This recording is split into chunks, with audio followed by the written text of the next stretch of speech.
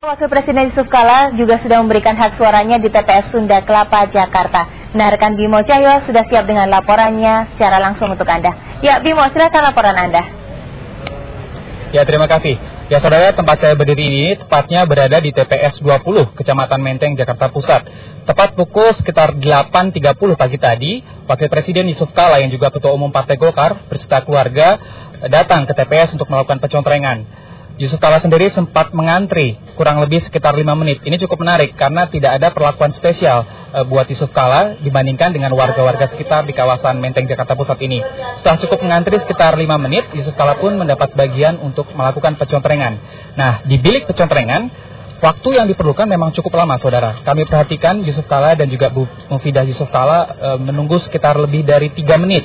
Karena harus membuka surat suara yang cukup lebar dan bilik surat suara yang ada memang lebih kecil daripada surat suara. Ini memerlukan waktu yang cukup lama, sehingga akhirnya setelah sekian waktu barulah keduanya selesai melakukan pencontrengan. Dan Bu Mufidah sempat kesulitan untuk melakukan penutupan dari surat suara tersebut.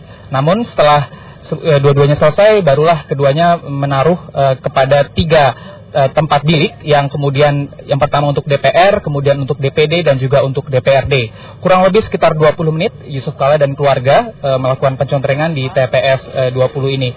Dan kondisi sementara di TPS 20 saat ini masih cukup lengang, mengingat dari 270 warga yang masuk dalam daftar pemilih tetap, baru sekitar 40 saja, saudara, hingga pukul 9:30 tadi yang sudah melakukan pencontrengan.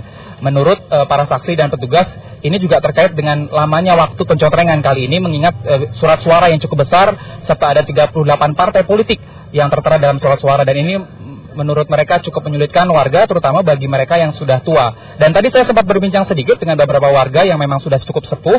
Banyak di antara mereka yang justru lebih memilih partai politik dibandingkan nama caleg. Mereka menyatakan jumlah calegnya terlalu banyak.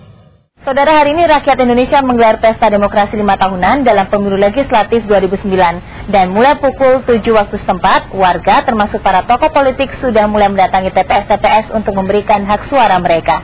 Sultan Hamengkubuwono ke-10 memberikan suaranya di TPS 22 di Yogyakarta.